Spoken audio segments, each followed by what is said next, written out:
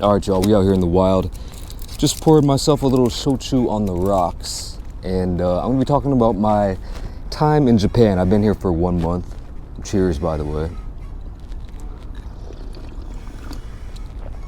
Tasty. And a couple days ago, I just jotted down a bunch of stuff. Very random order, no order actually. So this is gonna be a very weird video, but I just wanted to, I have a lot of thoughts. First time in Tokyo, first time in Japan. I've been living in Korea for 10 years and I've always wanted to come here, like I've mentioned before, but yeah, first time. So, and there's a lot of observations that I have made. So let me just go on probably about a 10-minute ramble about different things that are going on. By the way, if it's loud as hell, I apologize. Let's just start off. No particular order. Taxis.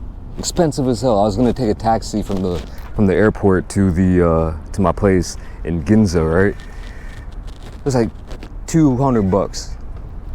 That's crazy. The prices are insane, even if you're only going for like a 10-20 minute ride, not worth it. So better to just walk. I've been walking a lot. My average over this month has probably been well over 10,000 steps a day, which is a lot higher than the usual, which is probably like 10 steps per day, you know what I mean? So that's pretty crazy. The subway, you might be wondering, you might have seen videos about, people who getting packed, getting pushed into the subway. I haven't been taking the subway at rush hour, but my experience with the Tokyo subway is pretty affordable, pretty nice. I think it's a little bit more expensive, a little bit more confusing than Seoul. Seoul is really nice, but I've never been in a situation where I've been getting crammed in like some sardines. And it's actually, I found seats and it's pretty quiet. It's a nice subway system. It's not too bad. By the way, why am I drinking this sochu? It's because this has become my drink of choice over the past month. And get it, if you ever come here, you always hear about sake.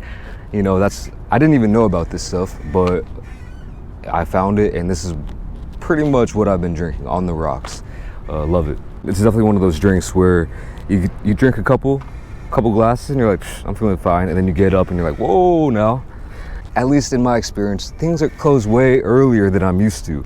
In Seoul, you can go anywhere and things are gonna be open all night, restaurants and bars till 6 a.m. Here, a lot of places, they close at like, 10 p.m., 11 p.m. So if you're someone like me who might enjoy going out for a late dinner or whatnot, it could be hard. I mean, it depends on the location. I think in Shinjuku or Shibuya, those kind of areas have a lot more places that are open later. And that's one thing I would recommend. If you ever do travel here, I regret not staying closer to Shinjuku or Shibuya. I'm kind of far away from there, so it's a little bit of a trek every time I want to go there and back, but I have been there a few times and it's always pretty good. But things around here, they closing early, man. So it's like my one trusty bar that is around me, it's about a 7-minute walk. It closed at 11. And so, yeah, I was really surprised by that. Convenience stores are open like 24 hours and there's a ton of them over here, but I was just kind of used to things being open all night. So a little bit different in that situation. What is that squeaking, man? Love the vibe, love the people for the most part. English it can be very tricky to get around, speaking only English. Ring lady speaks actually like surprisingly very good Japanese somehow, I don't know how, but if it wasn't for that, there would be a lot more confusion and you can get around. I mean, it kind of reminds me of the first time I was in Korea where I didn't speak any of the language and I was just kind of pointing at stuff and kind of gesturing, and I'm using a lot of this, to the one, and so you can always, get your point across. But yeah, I don't know any Japanese really. I probably know 10 words that don't include food and greetings, like actual words, but the people have been very nice, except this one guy, which I'll get to in a second. And the vibe, I love the vibe. I've heard before I came here, it was kind of like Seoul, where, it looks similar, the vibe is similar, but I found it to be quite a bit different. Similar in some ways, but also different in a lot of ways, where I think it's a cooler aesthetic in some places. There's a lot of people, more people than in Seoul. It's more packed just on the streets in general. A lot more tourists. That's another thing. Way more tourists. And the vibe, I don't know, man. It's just like, I don't know, man. Like there's a lot of parks. There's a lot of, it's more diverse, both with people and, you know, the environment, with the architecture and stuff like that, compared to Seoul. So I guess if you've never been to Seoul, this wouldn't really help you, but I'm just like comparing it to what I know, you know what I mean? So yeah, like everything, like the people here, like the actual locals, very diverse as well. You're gonna see way more different styles of like clothing, fashion, hairstyles, you know, makeup. You see crazy outfits a lot.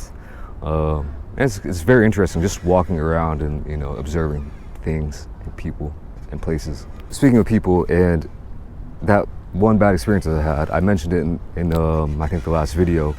Basically, one day, it's like same time as now, it's about 5 o'clock. I was walking down the street, you know, just chilling, vibing, and you could see this old guy across the other side of the street, and we're walking different ways, you know. And this guy's off the chain. You can already tell he's off his rocker. He's probably like 65, I would guess, and he's like muttering, actually kind of loud muttering. I don't know what's the word for that, but he's saying some stuff.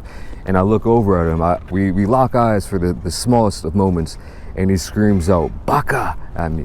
And I'm like, damn it, because that's one of the few words that I do know in Japanese. Watch enough anime to know that means like idiot or stupid or something like that.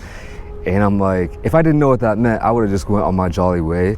And I should have just went on my jolly way. We were going in different directions. He was across the street. But I was like, hold on, what? I just gave him like a, what? And then he just kept screaming it over and over, increasing the intensity, the volume, just "Baka! Baka!" I'm like, dude, what? So here's the thing. I hate confrontations, but I also hate injustice. I don't, you know, I was just minding my own business. I happened to give a quick glance, and then he's just screaming that I'm an idiot. And eventually I'm just like, come on, man, like, what's the deal? He crosses the street and he's just yelling in my face. It's not that crazy of a situation. There's nothing like physical or anything, but he just keeps screaming at me for about 5 minutes. Maybe not 5 minutes, probably about a couple of minutes. And I'm just like, hey man, like, maybe we had a misunderstanding. It was obviously lost in translation because he had no idea what I was saying. And I had no idea at a certain point what he was saying, but I was just like, come on, man, like, what's the deal? And then eventually I just walked away. But I've never had that happen. Just someone start screaming at me midday, you know? So that was a little bit strange. But on the other hand, there's this, okay, a lot of things, a lot of stories. Birthday night, you might have seen the video, the takoyaki video that was with the birthday.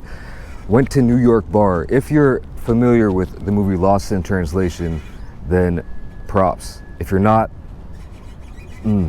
I don't know, I might not be able to trust you. But you know the bar at the Park Hyatt Tokyo Hotel, they filmed a lot of scenes in that movie. The New York bar, I went there, very expensive, but it was awesome. It was a great experience and had some very nice like whiskey.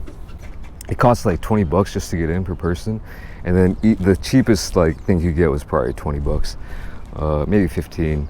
So a little bit expensive, but you know, very awesome vibe. That was probably one of the highlights of the trip. And then while we were at that bar, some old dude, you know, another old dude, just like, you know, giving looks and stuff. And I'm like, okay, hopefully we don't have another baka situation, you know what I mean? So he comes up though, and he's like speaking in English, like, hey, how's it going? Where you from? All that stuff. He's real friendly, super friendly, Japanese old man. But like a spry guy. He's the most spry of guys. Bald head, looked like Master Roshi from DBZ without the, you know, without the facial hair. But we become quick friends, the quickest of friends. Within like 5 minutes, like, hey, let's go to a club. I'm like, all right. Like at this point, I haven't been to a club yet, and so he gets a taxi for us. We go to this club called One Oak in Roppongi. I don't know if you all know it, but it was just crazy. He buys this huge, the biggest bottle of Johnny Walker Blue I've ever seen. He's just some ballin' rich guy, I think. And he's dancing, he's grooving, and I'm like, God dang, I've never had that happen before. It's kind of a weird one, but very memorable experience. I like that a lot. I've also met a couple more people, just, you know, locals and, you know, travelers. There's this one time I went to this bar. Man, I'm just rambling. This might be of no interest to anybody, but anyway, like one of the first week or so, I went to a bar, 5-seater bar, the tiniest bar I've ever been to. There's one guy sitting there, and then there's a couple. The girl in the couple was from Chicago, and then the guy who's sitting there, separate people, he lives in Chicago. And I was like, oh snap, like this is so random. Like we're squeezing this bar, and basically 3 of us all have that kind of Chi-Town or at least Illinois connection, which is crazy. Another night we went out, met just some Japanese, like youngish, like 20s guys, partied all night with them. Shout out Daiki, shout out Ryo, and also shout out to Shingo. I believe those are their names. You know, that was a crazy one. But I always like meeting the locals and hanging out with them. When I'm traveling, that's what I like. I like, you know, pretending like I am a local, you know, going to the local spots, staying away from the tourist traps, that kind of stuff, you know what I mean? So I think rent here and like real estate is pretty pricey. But I think that just, you know, everyday expenses when it comes to food, when it comes to essentials, it's not really that bad. It's actually pretty affordable. Speaking of that, there are no tips. Tipping, I mean, I think that's just an American thing at this point. You know, there's no tipping here, obviously.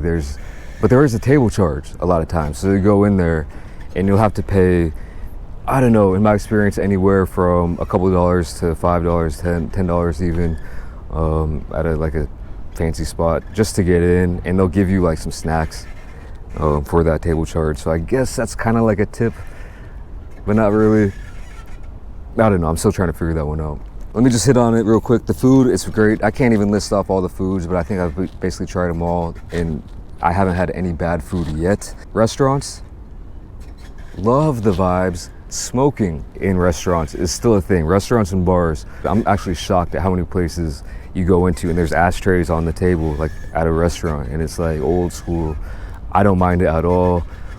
I like that old school style actually, so I kind of like that. But if you're someone who is offended by secondhand smoke, you know, you might want to be cautious on where you go to, because, you know, there's definitely a lot of those places, and a lot of places like super low key, man, like super not as, you know, clean and tidy as you might think. There are holes in the walls, they're kind of gritty, they're grimy, they're a little bit dirty, and sometimes those are the best restaurants, you know what I mean? Literal holes in walls. So I've had really good experience at some of those places. Jeez. All right, I've been filming for 18 minutes, god dang. All right, let me just try to run through the rest of this. Cash, a lot of places still take cash instead of cards, which to me, that's another old school thing. It's a little bit annoying, but it is what it is. The problem with, or it's not really a problem, but the thing about it is bills and coins are a little bit strange. So their smallest bill, as far as I know, the smallest bill here is it's about $10, right? And then it goes up to $50. And then the rest is, anything under that is coins. So you have you got your pennies, you got your nickels, dimes, you have a dollar coin, and you have a $5 coin. So you don't have a $5 bill, you don't have a $1 bill. And so you're left with all these coins. And I don't know, the coins these days, man, who's using coins these days? But the good thing about that is there are a lot of vending machines. Not as many as I thought there would be. Before I came here, I thought there was gonna be vending machines for everything, for food, for drinks, for this and that. Supposedly, you know, I heard there was like vending machines for like used undergarments, you know. That's one of the things basically 99.9% of the vending machines I've seen are just drinks, but there are a ton of these vending machines that yeah, you can easily use your coins in. They're everywhere. It's actually crazy. I've never seen so many vending machines in my life. But yeah, basically just drinks. Street rats, I don't know why I wrote that down, but I have seen like 5 street rats. No street cats, but I've seen many street rats scurrying over my feet, you know. I'm like, whoa, but I don't really care about rats too much, but it is one of those things. Earthquakes, felt one earlier today. Felt the biggest one of my life, probably the first week, and it was rumbling. Nothing fell off the walls or got like broke or anything, but it's like a definite thing. And I probably felt a good 3 or 4. I'm not used to that, so it's just an interesting experience. I know they do build their buildings here so they're like earthquake safe, but it's kind of like a fun little experience. I think I'm coming to the end of my list here. I would say one more thing that, like I was saying earlier, there's a lot of tourists, and one thing that I just found interesting personally is that I'll be walking. I think people assume I'm Japanese, like if they're from a non-Asian country, you know. In Korea, I don't think any non-Asian person has ever given me the respect that they give me. People here, like, you know, white people, black people, Hispanic, whatever, you know, will bow to me. If they'll say "sumimasen" to, like, excuse me. No one has ever done that in Korea, even though it's kind of a similar thing, you know, the bowing, you know, a quick little head nod and all that kind of stuff. So I found that interesting as well. But yeah, man, I'm coming down to the end of my days here. I only have a couple more days, pretty much one more day actually. So I just wanted to make this quick video. It actually ended up being pretty long, but hopefully there are some interesting tidbits in there. I don't know, maybe it's just things that I found interesting. But I would definitely recommend visiting Tokyo, Japan. Not paid for by the tourism board, obviously. You know, I'm still unsullied from sponsorship, but yeah, I liked it a lot. I'm gonna probably try to do at least one more video while I am here, so we'll see how that goes. But until then, let me just drink this. I'm going to go stop back by the crib real quick, drop this stuff off, and then go eat. So thanks for watching this one, and I'll catch you in the next video. Peace.